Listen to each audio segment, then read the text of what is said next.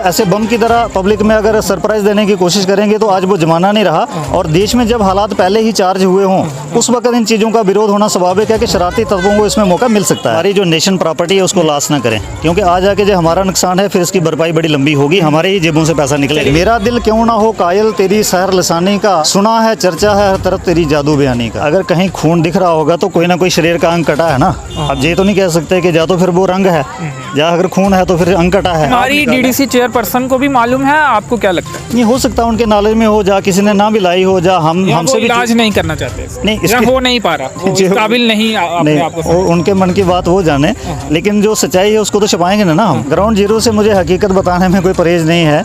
उनकी बातें हवा हवाई होती हैं। ग्राउंड पे वो अगर बमाग में आए या फिर रियासी के दूर दराज इलाका जात में जाएं तो इन चीज़ों का लोग खुद ही जवाब दें। मैं अगर ना दूं तो ज़्यादा अच्छा रहेगा। आप कितने नंबर देंगे उन्हें 100 में से 1.5 साल के बाद, जिनका प्रचार आपने भी किया था, इसलिए मैं आपसे पूछ रहा हूँ कि कितने नंबर देंगे? ये क्यों ना समझा जाए कि आपको अपोजिशन ने भेजा है कि जाके भाजपा के खिलाफ लोगों को भड़काया जाए और ऐसी ऐसी बातें की जाए, ये क्यों ना माना जाए? क्योंकि भाजपा की बैठकों में आप नहीं दिखते, दावा करते हैं कार्यकर्ता हैं और लगातार भाजपा के नेताओं के खिलाफ बोलते हुए दिख रहे हैं। अगर आप पार्टी के सच्चे सिपाही हैं तो अंदर खाने इन मसलों को उठाइए और हल कराइए। भाजपा के ही नेताओं के खिलाफ बोल दिया, पार्टी को नुकसान करवा दिया। हाँ, वो भी कुछ तबका होता है, लेकिन कई बार ये होता है कि कोई आदमी बगावती तेवर वो आप अपनाए होंगे। नहीं, जहाँ तक मेरा सवाल है उसमें अगर मेरा कोई लगता है कि भाई ऐसा लगता है माहौल के मैं उनके खिलाफ हूँ, तो किसी के खिलाफ मैंने कभी बात की नहीं है। हाँ, कुछ मुद्दे होते हैं, कुछ मसाइल होते हैं, अगर उनको उभारना अगर किसी को अपने खिलाफ लगता है, किसी पार्टी को या किसी व्यक्ति विशेष को, तो उसमें हम क्या कर सकते हैं। स्टाफ को इलेक्शन में लगा दिया जाता है, उसी स्टाफ के ऊपर BLOs होते हैं, वहीं से रेवेन्यू का काम होता है, वहीं से हेल्थ में उनको डिप्यूट कर दिया जाता है और वहीं से जो मिड डे मील है उनको बनाने का काम दिया जाता है। वही वर्दियों के लिए नियुक्त किए जाते हैं, वही राशन ढोने के लिए किए जाते हैं और वही फिर कहीं और कोई बात जो भी गवर्नमेंट की असाइनमेंट होती है टीचर्स के ऊपर बर्डन है। नमस्कार, तेज सिंह जी हमारे साथ है, बमाग से आते हैं, अपने आप को भाजपा का नेता कार्यकर्ता बताते हैं, लेकिन भाजपा की बैठकों में नहीं दिखते हैं क्योंकि भाजपा से नाराज़ भी ये दिख रहे थे और उसके बाद भाजपा के नेताओं के साथ इनका ताल्लुकात ज़्यादा अच्छा जो है वो नहीं है। स्वागत है आपका। सबसे पहले यही क्लियर करिए कि भाजपा में ही अभी आप हैं या फिर नाता तोड़ दिया भाजपा के साथ? Thank you. भाजपा में ही हूँ और लीडर नहीं हूँ, मैं वर्कर हूँ। अब वर्कर कितना उसमें दिखना चाहिए कितना नहीं दिखना चाहिए वो एक लिमिट रहती है, तो उस हिसाब से मुझे नहीं लगता कि मैंने कहीं कसर छोड़ी हो। लेकिन बैठकों में जो तमाम बैठकें होती हैं वहाँ पर बुलाया नहीं जाता आपको या आप जाते नहीं हैं? नहीं, वो थोड़े से ऊंचे लेवल के लोगों की बैठकें होती हैं, उसमें ज़रूरी नहीं है कि वो हमें बुलाएं और उनका काम जिससे चल जाता है उतने लोगों को अगर बुला लेते हैं तो हमें उसमें कोई एतराज़ भी नहीं है। मेंबरशिप आपके पास है, इस नाते आप दावा कर रहे हैं कि आप भाजपा के वर्कर हैं, कार्यकर्ता हैं, या किस नाते आप ये दावा कर रहे हैं कि आप अभी भी भाजपा में हैं? क्योंकि जब आपको बुलाएंगे नहीं, आपके साथ मुलाकात उनकी नहीं होगी, तो ऐसे में कैसे आप भाजपा का दावा कर सकते हैं? नहीं, बुलाएं अगर नहीं भी तो विचारधारा से या फिर काम से या फिर अगर किसी के साथ अगर भाजपा में बहुत सारे लोग हैं, अब किसी ना किसी से अगर रिलेशन हो तो भाजपा का में साबित होने के लिए काफ़ी चीज़ें होती हैं। मेंबरशिप तो मेरी है ही। कार्यकर्ता को तो कार्य करना पड़ता है ना, वो आप नहीं कर रहे? नहीं, हो रहा होता है। कार्य करने के बहुत सारे तरीके होते हैं। कुछ तो होता है थोड़ी सी बयानबाजी कर ली, कुछ होता है फोटो पोस्टर चिपका लिए, कुछ और चीज़ें ऑफिस में। ये भी होता है जो मैं आपको बताऊंगा कि भाजपा के ही नेताओं के खिलाफ बोल दिया, पार्टी को नुकसान करवा दी। हाँ, वो भी कुछ तबका होता है, लेकिन कई बार ये होता है कि कोई आदमी बगावती तेवर वो आप अपनाए होंगे। नहीं, जहाँ तक मेरा सवाल है उसमें अगर मेरा कोई लगता है कि भाई ऐसा लगता है माहौल के मैं उनके खिलाफ हूँ, तो किसी के खिलाफ मैंने कभी बात की नहीं है। हाँ, कुछ मुद्दे होते हैं, कुछ मसाइल होते हैं, अगर उनको उभारना अगर किसी को अपने खिलाफ लगता है, किसी पार्टी को या किसी व्यक्ति विशेष को, तो उसमें हम क्या कर सकते हैं। भाजपा आपको अगर इम्पोर्टेंस नहीं दे रही है तो क्या और किसी पार्टी को ज्वाइन करने का सोचा है आपने, और अगर सोचा है तो कहाँ जाएंगे आप? नहीं, भाजपा में मुझे इम्पोर्टेंस ना मिले ऐसी कोई बात नहीं है। और फिर मैंने क्या सोचा है ये अभी मुझे जल्दी शायद कहने की ज़रूरत नहीं है। और जहां हम काम कर रहे हैं हम सेटिस्फाइड हैं, और आगे राजनीतिक हालात क्या होते हैं उसके ऊपर क्या करना पड़ेगा, ये पब्लिक की आवाज़ क्या रहेगी, उसके लिए अभी लंबा टाइम है, अभी जल्दबाजी नहीं है। डीडीसी चेयरपर्सन जब प्रचार करते थे आप भी साथ में दिखते थे, उससे पहले भी जब विधायक का चुनाव वो लड़े थे, तो अब बातचीत होती है या नाराज़गी अभी भी चल रही? नहीं होती है। रिश्तों पर जमी बर्फ़ जो है वो पिघली है? नहीं, रिश्ते को बरकरार तो रखना ही है, इंसानी फ़र्ज़ है। अब पॉलिटिकल रिलेशन कितना मजबूत रहे, कितना उनसे दूरी रहे, वो एक बात हो सकती है। निजी जो रिलेशन है वो समानांतर चलते रहेंगे चाहे पॉलिटिकल दरारें आ जाए। नहीं, निजी रिलेशन देखिए, इंसानियत अपनी तरह अपनी एक अलग जगह है, सोशल लाइफ एक अपनी जगह है, और पॉलिटिक्स जो है वो एक अलग थोड़ा सा एक ज़िंदगी का हिस्सा है, उसी को हम सब कुछ मान लें ऐसा नहीं है। पर जो है, जो अब मन की बात होती है, जो इंसान को लगता है कि बाज़ मेरे लिए क्या है, उसके ऊपर बात तो कभी भी कहीं भी करनी पड़ेगी, वो चाहे किसी की भी हो, किसी एक व्यक्ति की हो, एक ग्रुप की हो, उससे हमें कोई परहेज ना है, ना कभी रहा है। अपनी पहचान को हम बरकरार रखे हुए। चलिए, जो मुद्दे प्रचार के दौरान आप चलते चलते बात करेंगे, जो मुद्दे प्रचार के दौरान आप उठाते थे वो मुद्दे हल हुए? डीडीसी चेयरमैन तो आपके बन गए हैं, उसके बाद कुछ मुद्दे हल हुए हैं, ज़्यादा मुद्दे हल हुए हैं, सड़कें बनी हैं जिन सड़कों की बात आप किया करते थे, या फिर स्कूलों में सुधार हुआ है, इंफ्रास्ट्रक्चर में शिक्षकों की बड़ी है तादाद? मुद्दों का एक लंबा सिलसिला है, एक लंबी फ़हरिस्त है, जो पहले भी थे और हमारी होश व हवास में भी हैं और फिर आगे भी रहेंगे। जो हमारे लिए वक्त के हिसाब से इम्पॉर्टेंट लगते थे, उनमें से रोडों की जो बात है वो भी एक क्रम है, उसके ऊपर तो कोई भी हम देखने को चेंज मिली नहीं है। पर आज का जो बर्निंग इशू है, हम अगर शिक्षा की बात करें, तालीम ही एक ऐसा शोबा होता है। सड़कों की आपने बात की, रविंदर रैना जी आए थे, हमने उनसे बातचीत की थी, उन्होंने बहुत सारे इलाके गिनाए थे और वहाँ पे काफ़ी सुधार की बात की थी। अब उन्हें क्या कहेंगे, हुआ है सुधार? बमाग की सड़कें बनी हैं या बिजली पानी को लेकर पिछले 1-1.5 साल में जब से डीडीसी मेंबर बने हैं, चेयरमैन बने हैं, तब से सुधार हुआ है या नहीं हुआ? वो एक बड़े चेहरा हैं जम्मू कश्मीर के बीजेपी के, लेकिन ग्राउंड जीरो पे आप होते ना, आप या फिर और लोग ग्राउंड जीरो से मुझे हकीकत बताने में कोई परहेज नहीं है। उनकी बातें हवाई होती हैं। ग्राउंड पे वो अगर बमाग में आए जाए, फिर रियासी के दूर दराज इलाका जात में जाएँ, तो इन चीज़ों का लोग खुद ही जवाब दें। मैं अगर ना दूँ तो ज़्यादा अच्छा रहेगा। चलिए, तो स्कूलों की हालत कैसी है? हाँ। शिक्षकों की तादाद बड़ी है, पर्याप्त शिक्षक है, अच्छे से पढ़ाई हो रही है? जी, बड़ा एक इम्पॉर्टेंट टॉपिक है और इसको आपने खुद ही इम्पॉर्टेंस दे दी, और ये है भी सच्चाई। हमारा बमाग, ख़ास करके तहसील बमाग जो हमारा एरिया है, वो एक ऐसा इलाका है जिस इलाके से स्कूलों ने बहुत बड़े बड़े महान हस्तियाँ दी हैं शिक्षा के माध्यम से ही। वहाँ से चीफ इंजीनियर दिए हैं, वहाँ से लीडर्स अच्छे दिए हैं, वहाँ से डॉक्टर्स दिए हैं, वहाँ से इंजीनियर्स दिए हैं, और वहाँ से वकील दिए हुए हैं, वहाँ से अच्छे कारोबारी दिए हुए हैं, वहाँ से अच्छे हमारे कल्चर एम्बेसडर दिए हुए हैं जो पूरे हिंदुस्तान को दुनिया में रिप्रेजेंट करते हैं। कल्चर की बात की, एक बड़ा मेला भी वहाँ पे आयोजित किया गया। मेले होते हैं, वो हमारा वहाँ का लोकल जो रीति रिवाज है वहाँ उस आधार पे हम करते हैं, एक सिस्टम है। लेकिन जहाँ तक मेरा शिक्षा को लेके ताल्लुक़ था, बमाग के अंदर इतने स्कूलों का जो रोल रहा है और दुनिया में हमारा जो नाम है, बमाग के कुछ लोगों को लेके महान हस्तियाँ वहाँ से हुई हैं, पद्मश्री बमाग को मिले हैं। एक टाइम था, स्कूलों का जो सिस्टम था, पढ़ाई का एक जो निज़ाम था, वो बहुत ही बेहतर हुआ करता था। आप ये कह रहे हैं पहले बेहतर था? जी बिल्कुल था, तभी तो इतनी महान हस्तियाँ वहाँ से निकली, पढ़ लिख के उनकी बुनियाद बनी होगी स्कूलों में। आज का जो सिलसिला है कुछ देर का, कुछ सालों का हम कह लें, बल्कि हालत ये बनी हुई है कि हमारे बमाग के अंदर, इस बात के ऊपर मुझे दुख से कहना पड़ेगा, ये टॉपिक आज की 21वीं सदी के बीच में करने वाला नहीं था। जब हम डिजिटलाइजेशन की बात करते हैं और हर चीज़ के अंदर एक तमीर और तरक्की के एक बढ़ते जो दावे हैं उनकी जब बात करते हैं, उस वक्त ये कहना वाजिब नहीं होगा। लेकिन सच्चाई जब है उसको हम छुपाएं अगर ना, तो बमाग की हालत ये है, हमारे जो वहाँ पे शिक्षा संस्थान है, हमारे वहाँ के जो गवर्नमेंट इंस्टीट्यूशंस हैं, स्कूल, उनमें हमारी टोटल जो स्ट्रेंथ है वो 60 के करीब, बल्कि 59 एक एग्जैक्ट आंकड़ा है। उसमें से 2 हमारे हायर सेकेंडरी स्कूल हैं, एक टोट में है, एक साड़ी में है, बगदार के मुकाम पे, और 7 हमारे हाई स्कूल हैं, और 17 के करीब हमारे मिडिल स्कूल हैं, और 33 हमारे जो स्कूल हैं वो प्राइमरी हैं। कुल मिला के जो आंकड़ा 59 हो जाता है। अब इसमें जो हायर सेकेंडरी टोटल जो हमारी वहाँ पे जो टीचिंग स्ट्रेंथ है वो 280 के करीब और 300 के बीच में रहती है, और 4000 से प्लस हमारी जो इनरोलमेंट है बमाग के अंदर।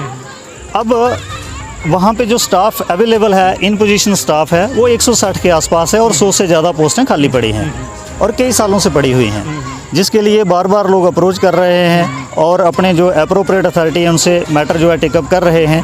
लेकिन रिज़ल्ट में अभी तक कुछ मिलने को दिखा नहीं है, कई महीनों की मेहनत के बाद, और ख़ास करके इस सेशन में। वहाँ ऐसा तो नहीं आपको अंदाज़ा कम हो और रिज़ल्ट आना शुरू हो गया? नहीं, मैं जो बता रहा हूँ तो जो मैं बता रहा हूँ समझो वो बात कहीं दूर नहीं होती है हकीकत से, और इसको कोई ज़्यादा साबित करने की ज़रूरत नहीं रहती। आंकड़ा हो पहले का हो, कुछ महीने पहले का हो? नहीं, मैं अभी का आंकड़े की बात कर रहा हूँ, पहले के आंकड़े की बात नहीं कर रहा। पहले के आंकड़े की बात की थी तो उसके बाद हमारी जो फाइट थी वो चलती रही है और उसका हमने इंतज़ार किया है 5-6 महीने तक। आज की डेट में हम ऊपर से शुरू करें 2 हायर सेकेंडरी स्कूल को लेके। एक बगदार के मुकाम पे जो स्कूल है उसकी अगर पहले हम बात करें तो उसमें तो प्रिंसिपल साहब नहीं है। अब कहने में सुनने में ये आता है कि सैंक्शन ही नहीं है, और फिर लेक्चरर कोई भी नहीं है, मास्टर कोई नहीं है, महज 3-4 टीचर से वो स्कूल चल रहा है हायर सेकेंडरी, और वहाँ की जो साइंस स्ट्रीम में वो हायर सेकेंडरी है। अब मज़े की बात यह है कि अगर वहाँ पे स्टाफ ही सैंक्शन नहीं है तो डिपार्टमेंट ने तो उसका 2 बार इनॉग्रेशन कर ली है। 1 साल पहले की थी और 4-6 महीने के बाद पता चला कि 11वीं की क्लास ही नहीं बैठ पाई। फिर कोशिश की होगी डिपार्टमेंट ने, एक मेहनत की होगी, कुछ होता होगा उसमें, मेहनत का तरीका उन्होंने किया, तो साल के बाद फिर वहाँ पे इनॉग्रेशन हुई, 2 बार तो उसका फंक्शन हो गया। अब क्लास बैठी है, लेकिन क्लास अगर बैठी है तो टीचिंग स्टाफ की जो हालत है वो मैंने बता दी आपको, और हकीकत यही है। चलिए, अब MP भाजपा के हैं, पूर्व विधायक जो थे वो भाजपा के थे, DDC मेंबर जो हैं, DDC चेयरमैन जो हैं, मेंबर जो हैं वो भाजपा के हैं, सरपंचिस ज़्यादातर जो हैं वो भाजपा के हैं, LG प्रशासन जो है वो केंद्र से चलता है। तो ऐसे में अब गलती किसकी निकाली? आप भी दावा कर रहे हैं आप भी उसी पार्टी के कार्यकर्ता हैं, किसकी गलती है? फिर बोलेंगे कुछ अपनी पार्टी के खिलाफ जिस पार्टी में आप होने का दावा करते हैं? मैं ज़रूर इसका वाजिब सवाल का जवाब आपका वाजिब ही दूंगा, लेकिन अभी मेरा जो टॉपिक है थोड़ा सा अगर इसको आप सुनने की कोशिश करें। दूसरा, हमारा हायर सेकेंडरी स्कूल टोट में है, उसकी जो ग्राउंड पोजीशन है वहाँ पे अभी बड़ी मुश्किल से अपने प्रिंसिपल साहब आए हैं, और लेक्चरर हमारे 5-6 के करीब हैं, जो 13 के करीब स्ट्रेंथ सैंक्शन है, और वहाँ पे जो मास्टर हैं वो भी कम है और टीचर्स भी कम हैं। अब आ जाते हैं हम हाई स्कूल्स की तरफ। 7 हमारे हाई स्कूल हैं जिनके हेड मास्टर साहब ही नहीं है। टोटल के टोटल जो हैं वो हेड जो हैं उनके बिना स्कूल चलते हैं। अब मास्टर की जहाँ तक ताल्लुक़ है, टोटल जो स्ट्रेंथ है हमारी 60 के करीब सैंक्शन है, जिसमें से बड़ी मुश्किल से 5 मास्टर पूरे इलाका के अंदर हैं, और 52 पोस्टें जो खाली पड़ी हुई हैं।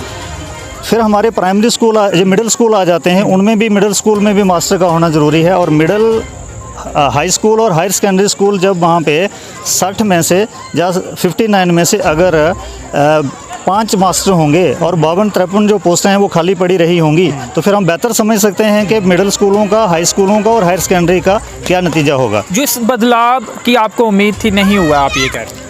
बिल्कुल भी बदलाव नहीं। अगले पॉइंट पे आप बदलाव और महसूस करिए। जैसे हमारे प्राइमरी स्कूल हैं 33 के करीब, वो भी हमारे सिंगल टीचर से चल रहे हैं, और मजे की बात ये है कि इन्हीं टीचर्स के ऊपर हमारा, अगर एक शिक्षक जब छुट्टी कर दे तो फिर क्या हाल है? हाँ, वही कौन पढ़ाता होगा, बच्चे कहाँ? मैं प्रैक्टिकल प्रॉब्लम, इसलिए मैं बड़े लेवल पे बात को उछालना नहीं चाह रहा हूँ। मैं एक जो बारीकियां हैं उनके अगर हम ग्राउंड की इसकी रियलिटी नहीं समझेंगे, उसकी डेप्थ में नहीं जाएंगे, तो उसका फिर बीमारी का हल निकलेगा नहीं कुछ। अब कोई भी हल निकाले, हम निकालें, बीमारी DDC चेयरपर्सन को भी मालूम है, आपको क्या लगता है? नहीं हो सकता उनके नॉलेज में हो, जा किसी ने ना भी लाई हो, जा हमसे भी इलाज नहीं करना चाहते, नहीं या हो नहीं पा रहा, वो इस काबिल नहीं अपने आप को, उनके मन की बात वो जाने, लेकिन जो सच्चाई है उसको तो छुपाएंगे ना हम। अब वहाँ पे उसमें आप कितने नंबर देंगे उन्हें 100 में से? 1.5 साल के बाद जिनका प्रचार आपने भी किया था, इसलिए मैं आपसे पूछ रहा हूँ कि कितने नंबर देंगे? नहीं, नंबर तो अगर 100% से कोई ऊपर भी परसेंटेज हो तो मैं मुझे परहेज नहीं है, वो भी देने में दे दूंगा। इस आधार पे देने पड़ेंगे। अब पहले तो हम स्टाफ की अगर बात करें, वहाँ पे और ये क्यों ना समझा जाए कि आपको अपोजिशन ने भेजा है कि जाके भाजपा के खिलाफ लोगों को भड़काया जाए और ऐसी ऐसी बातें की जाए, ये क्यों ना माना जाए? क्योंकि भाजपा की बैठकों में आप नहीं देखते, दावा करते हैं कार्यकर्ता हैं और लगातार भाजपा के नेताओं के खिलाफ बोलते हुए दिख रहे हैं। अगर आप पार्टी के सच्चे सिपाही हैं तो अंदर खाने इन मसलों को उठाइए और हल कराइए। देखिए ना, अगर कहीं खून दिख रहा होगा तो कोई ना कोई शरीर का अंग कटा है ना। अब ये तो नहीं कह सकते कि या तो फिर वो रंग है, या अगर खून है तो फिर अंग कटा है। अब माँ के अंदर जब स्टाफ नहीं है तो मुझे कोई भी एजुकेट करे, कोई भी इंस्टिगेट करे, मुझे तो बात वो कहनी है ना जो सच्चाई की है। उस स्टाफ में से आप अपनी मर्जी से तमाम बातें करते हैं या लोग भी आपके पास आते हैं कि ये मुद्दा उठाया जाए, हमारे बच्चे नहीं अच्छे से पढ़ पा रहे, जिस तरह के बदलाव की बात हुई थी वो नहीं हो पा रही, या जो उम्मीद DDC चेयरपर्सन जो मेंबर के लिए इलेक्शन लड़े थे उनसे की जा रही थी, या जब विधायक की इलेक्शन हुई थी बदलाव आएगा, वो नहीं हो पाया, ये लोग आपको बताते हैं या अपने मन की बातें? आप नहीं, अगर मैं समझता हूँ इससे अगर बेहतर है हम थोड़ी सी काम की बात कर लें। मेरे लिए मुझे लगता है कि ज़्यादा काम की बात है, आज मुझे इसमें इंटरेस्ट नहीं है ज़्यादा। स्टाफ को इलेक्शन में लगा दिया जाता है, उसी स्टाफ के ऊपर BLOs होते हैं, वहीं से रेवेन्यू का काम होता है, वहीं से हेल्थ में उनको डिप्यूट कर दिया जाता है, और वहीं से जो मिड डे मील है उनको बनाने का काम दिया जाता है। वही वर्दियों के लिए नियुक्त किए जाते हैं, वही राशन ढोने के लिए किए जाते हैं, और वही फिर कहीं और कोई बात जो भी गवर्नमेंट की असाइनमेंट होती है टीचर्स के ऊपर बर्डन है। हम ये चाहते हैं कि टीचर्स के उस बर्डन को कम करके क्यों ना बच्चों को पढ़ाई दी जाए, और इसलिए ये ज़रूरी है। मैं बड़ी इंपॉर्टेंट बात कहने वाला हूँ, हमारी पूरी व्यवस्था के अंदर, पूरी दुनिया में, ना केवल हिंदुस्तान के अंदर, जो भी हमारा भलाई बेहतरी का एक जो तरीकाकारी होती है दुनिया को चलाने के लिए, कुदरत के निज़ाम के अंदर वो एक व्यवस्था कायम होती है, उसको हम सरकार कहते हैं। सरकार का जो एक तरीकाकारी है, जो हमारा कानूनी बात है, 8 पैरामीटर के ऊपर जो है वो सिस्टम सेटअप होता है। उसमें से जो इम्पॉर्टेंट जो फोकस पॉइंट होता है HENSDGEE। मैं अपनी बात को रिपीट कर दूं, शायद मैंने पहले भी बात कही हो, अब सुनने वाला उसको लगेगा कि ये क्या दोबारा बोल दिया इसने, कभी हो सकता पहले भी मेरी ज़बानी ये बात आई हो सामने। H for health, E education के लिए है, N जो है वो न्यूट्रिशन के लिए है, S जो है वो सैनिटेशन के लिए है, D जो है वो ड्रिंकिंग वाटर के लिए है, G जो है वो जेंडर डिस्क्रिमिनेशन को ख़त्म करने के लिए है, E जो है वो एनवायरनमेंट के लिए है, और E जो है एम्प्लॉयमेंट के लिए। इतने बिंदुओं पर थोड़ा बहुत ज़्यादा अच्छा काम हुआ है। 8 पैरामीटर जो है उसी में सारी भलाई बेहतरी होती है, और जिसके लिए हमारे जम्मू कश्मीर के अंदर कोई 30 के करीब डिपार्टमेंट लगाए जाते हैं। इसमें से इम्पॉर्टेंट बात अगर हैंस DG के लफ्ज़ को हम पकड़ लें, क्योंकि जो लोग जिन्होंने पब्लिक एडमिनिस्ट्रेशन स्टडी किया है उनको तो ये याद आ जाएगा, पढ़ा होगा उनको, हम उनसे उम्मीद रखते हैं उनको पता होगा। हेल्थ नंबर 1 पे आती है और एजुकेशन नंबर 2 पे आता है। एजुकेशन नंबर 2 पे इसलिए आता है कि किसी भी चीज़ को समझने के लिए, अपने अधिकारों को हासिल करने के लिए, अपने जीवन को बेहतर बनाने के लिए, और अपने इंसानी जीवन का जो उपयोग अपने जन्म में होता है उसके लिए शिक्षा तो ज़रूरी है ना जी।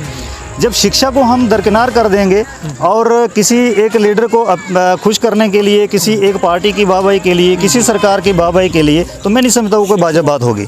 इसलिए इसके ऊपर बात करनी ही पड़ेगी। और जब तक ये जो स्टाफ है, जैसे 100 से ज़्यादा पोस्टें कम हैं, अगर ये बमाक के अंदर नहीं मिलती हैं, तो मुझे बताइए जो हमारा खास करके बमाक का जो एरिया है, जो 70% 80% के करीब हमारा विंटर जोन है, और विंटर का जो सेशन अभी क्लोजिंग पे जा रहा है। अगर इसको हम बात को मार्च में उठाया हमने, लेकिन इतने ऊंचे लेवल पे नहीं, थोड़ी बहुत उठाई थी बात, उसके ऊपर फिर क्वेश्चन चलनी चाहिए थी, की भी होंगी, पता नहीं अब किस लेवल पे बात हुई, हम नतीजा नहीं आया। नतीजा अभी तक अगर एक भी स्टाफ अगर बमाक के अंदर कहीं से आया हो तो मुझे बता दे कोई। और फिर क्या बमाक के मुकाबले में फिर कहीं सिटी सराउंडिंग में, जम्मू की बात करें, रियासी की बात करें, कहीं और की बात करें, क्या सरप्लस स्टाफ जहाँ पे नहीं है? अगर सरप्लस जहाँ पे हो सकता है तो फिर एडमिनिस्ट्रेशन फेलियर और फिर पॉलिटिकल फेलियर, तो इससे और ज़्यादा क्या साबित कर सकते हैं? चलिए रविंदर राणा जी, 8 साल की उपलब्धियां गिनाने आए भी थे, भाजपा के प्रधान हैं, मुखिया हैं जम्मू कश्मीर के, बेमिसाल कह रहे हैं, तो उनको क्या कहेंगे और LG महोदय से क्या कहेंगे, क्या अपील करेंगे? रविंदर राणा जी भी अगर इस आवाज़ को समझ सकते हों कि पब्लिक का ये इशू है और इसके ऊपर कहीं स्टडी करने का उनको फुर्सत मिले, 8 तो साल की उपलब्धियां गिना रहे हैं, तो ऐसे में क्या कहेंगे?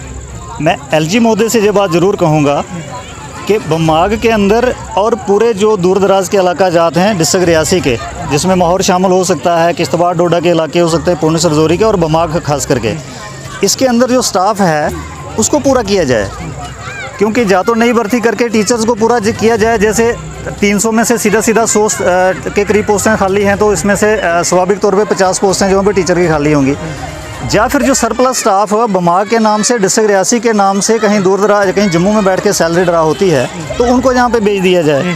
और वो एक रास्ता है, LG महोदय ही इस चीज़ को कर सकते हैं। हाँ, अगर बोलेंगे नहीं प्राइमरी से उठा के मिडिल में कर दो, मिडिल से उठा के हाई स्कूल में कर दो। अब चादर देखो हमारे पास तो है 1.5 मीटर की, हमारा शरीर है 2.5-3 मीटर का, तो वो अगर पाँव की तरफ खींचेंगे तो सर नंगा होगा, सिर की तरफ खींचेंगे पाँव नंगा होगा, ये तो कोई हल है नहीं। तो ऐसा हल जो है वो किसी को भी वहाँ पे उससे रास्ता निकलने वाला नहीं है। शिक्षकों की भर्ती भी की जाए ताकि समस्या भर्ती तो करें, एक अच्छी बात है, ये तो होना ही चाहिए। पर अगर ये मेरी बात कहीं ऐसे अटपटी लगे किसी को कि भाई इतने छोटे कद का आदमी है, इतनी बड़ी बात कह रहा है, तो इसलिए मैं कहने से संकोच करता हूं।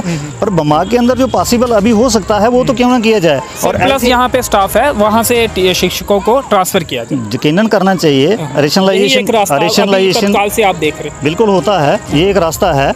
और मैं आपको बता दूं कि मास्टर ग्रेड में अगर हमारे पास 60 पोस्टों में से सिर्फ 5 मास्टर हैं बमाग के अंदर, तो फिर जी कहीं तो बैठे हुए हैं ना।